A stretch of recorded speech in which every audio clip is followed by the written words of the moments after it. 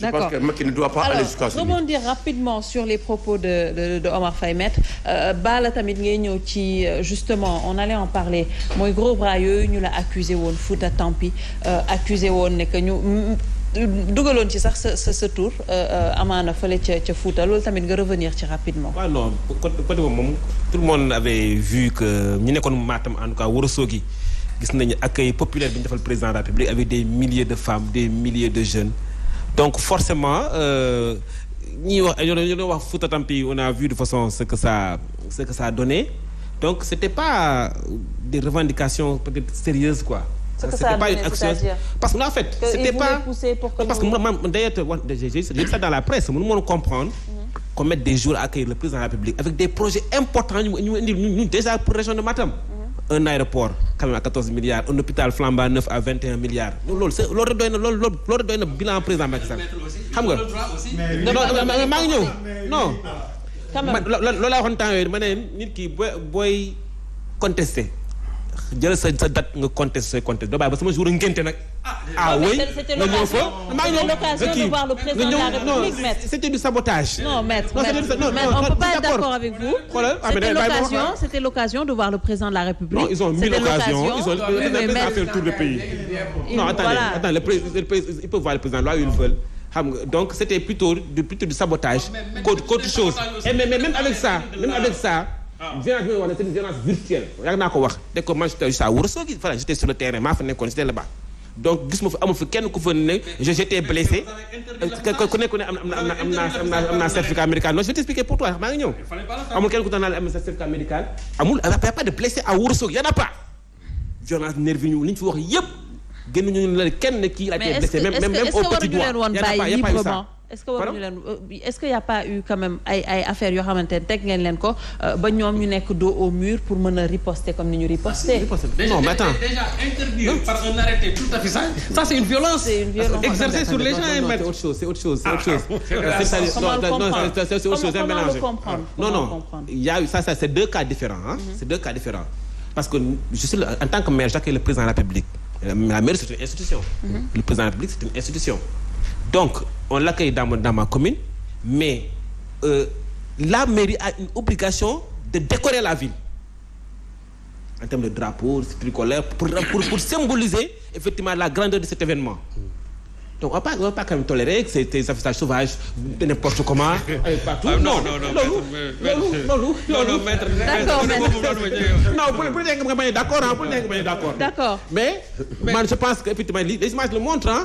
Comment on a très bien accueilli avec de belles images. benn anecdote gis nga le président Senghor. Rapidement. Le président Senghor je crois que c'était en 78 bi mu ñëw Thiès. boobu dama toog rek rajo di ko déglu. bi mu ñëw foofu y a eu des partisans de Wade yu ko xaaroon foofu à l'époque bi mu ñëwee ñooñu dañuy déployer seen pancarte pour montrer tout leur mécontentement mais xam nga Senghor lu mu wax mu ne mais j'ai vu des partisans de Abdoulaye Wade. am na sax nu mu leen qualifié xam nga courageusement anonyme mais je les ai salués et pourtant Senghor a accepté ça en 78 mais ce que Senghor peut accepter en 1978 nous aujourd'hui on ne peut pas l'accepter en 2021 alors Ali peut-être et Senghor a eu la décence même de les saluer peut-être terminer ci mais je veux le prendre juste au mot. s'il vous plaît. plateau bi ci suuf ñu ngi ñuy xaar moo tax. vendredi non. cher on va pas jouer à ça duñu duggaat ci débat boobu. alors oui donc peut-être wax ci marche bi ñoo lank peut-être amaloon ak activistes yi nu ñu sentir seen bopp actuellement ci dëkk bi. non damay déjà vraiment rebondir ci li maître wax quoi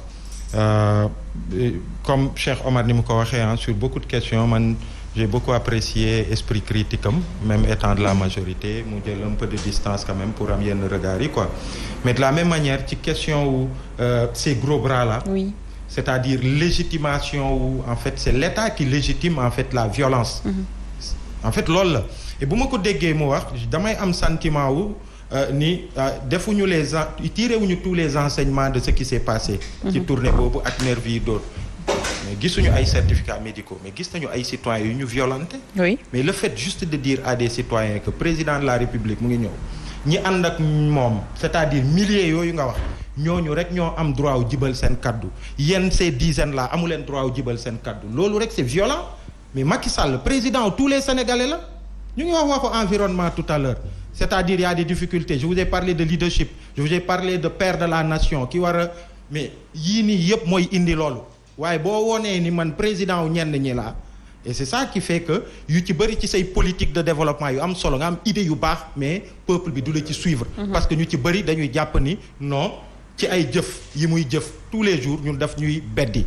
et sur ça vraiment et l'autre chose mooy et vraiment le régime de Macky Sall est violent et il est de plus en plus violent c'est ça day manifester sous diverses formes dinañ ñëw après sur l'affaire des médias parce que moi je parle pas de Bougane mais je parle du groupe de presse yi nga xamante dafa am taxawaay bu am solo ci paysage médiatique u Sénégal ci démocratie bi respiration démocratique u Sénégal ak ci échéance yu ñu jëm taxawaay bi mu ci war a am loolu forme de violence la lii forme violence la bu grave avec les nervis et j'ai le sentiment que ça va perdurer et c'est vrai Doudou Ka ce qui s'est passé à Ziguinchor il y a eu un communiqué officiel de l'APR qui cautionne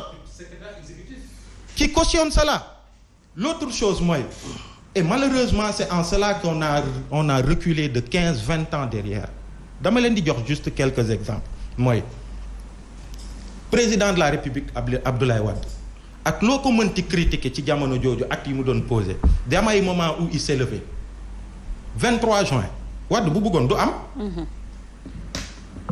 mais dafa dégg sénégalais yi mu dégg leen à un moment mu élevé wu en tant que père de la nation ne ñi nangu ak loi bi nañ ñëw ñi nanguwul ñu taxawee na la ñu manifester loolu moo tax 23 juin am mais gis ngeen fi parrainage et 23 juin Macky Sall il était là parce que Wade lui avait permis de venir manifester ak soxnaam ak ñi bokk ci partem ak ñun ak ñeneen ñu ñëw parce que Wade a eu cette grandeur là mais malheureusement le président Macky Sall ngeen xool sur le référendum non sur c'était quoi la loi sur le parrainage et je disais hier barki démb ci benn émission ni pour une fois j'ai été d'accord avec Maître El Hadji Diouf gis nga li doon jóg contre cette loi sur le parrainage pas dans l'esprit mais ni ñu ko doon tegee ñu ko nangul ñu na doon jóg moo ëppoon solo même 23 juin man loolu xam naa ko parce que j'ai été un acteur du 23 juin et j'ai été un acteur de ce jour-là mais nan la demee Macky Sall bunkari de Dakar yëpp violence bu garaaw man commissariat la fanaan biñ may entendre j'étais menotté par derrière comme un malfrat c'est de la violence et l'autre chose mooy lan mooy la loi mooy projet de loi bi mujj jàll sur le terrorisme ak yooyu modification ñoom Abdou Karim Gueye xurum xaq ils sont allés manifester pour parler des activistes ak li ñu nekk di subir venant d'un régime policier bi nga xamante ni régime Ben Ali gis nañ ko fi Tunisie mais gis ngeen fu mu mujjee dañ doon def ay classement les régimes policiers au monde Ben Ali régime am Tunisie à l'époque c'était un état policier mais gis ngeen tunisiens yi après fi ñu mujjee ak moom et Abdou Karim Gueye et ça c'est des pratiques qu'il faut dénoncer man dama am sentiment ni on n'en parle pas assez mais c'est grave c'est récurrent et c'est grave dañ leen jàpp ñu yóbbu leen camp Abdou Diassé camp Abdou Diassé déjà du foofu lañ leen war a yóbbu cellule camp Abdou Diassé yi man gis naa ko parce que le lendemain ñun avec ñoom docteur Babacar Diop ak ñoom Guy Marius bi ñu jàppee yóbbu nañ bañ di ñu waaj a dugal mais ils ont changé d'avis ñu yóbbu ñu commissariat central mais boo gisee c'est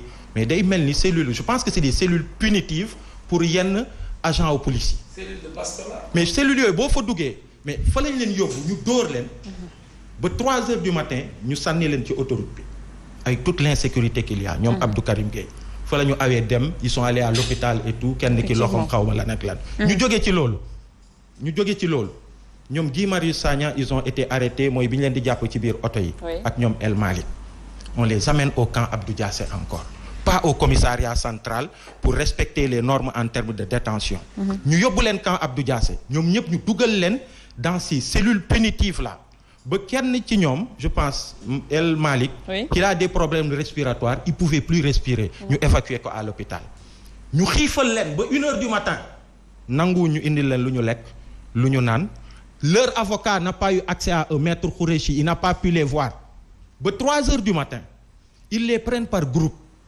ñii ñu jël leen ay jigéen ci biir ñu dem sànni leen ci autoroute EMG bi ñenn ñu jël leen dem sànni leen ci VDN bi. il y avait des hommes et des femmes. C'est le summum de la violence. Mais c'est façon de faire un état aussi violent mais qu'est-ce qu'on peut espérer de lui gis ngeen c'est l'État qui doit montrer l'exemple. Et ce régime de Macky Sall, il est de plus en plus violent.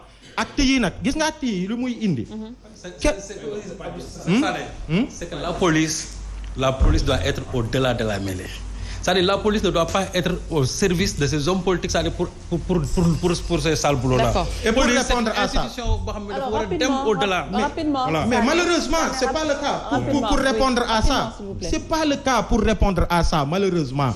Mais malheureusement, et nous, les activistes le vivent au quotidien. Très bien. Dafa am police ak justice su ñenn ñi. Moi, am police ak justice su ñeneen ñi. D'accord. Loolu moom dans ce pays. Très bien. Et je peux faire toute une liste. Ñun, on nous a arrêtés devant Orange, violant tous nos droits. On était 3 à déposer une lettre de protestation. On nous bastonne yóbbu ñu commissariat nu mu tuddati bu Dieuppeul. On ne nous écoute pas, n'entend pas sur PV. Defuñu dara, on nous a laissé dans une cellule. C'est des choses à dénoncer. Normalement, boo jàppee nit, da nga koy déglu sur PV, n'est-ce pas?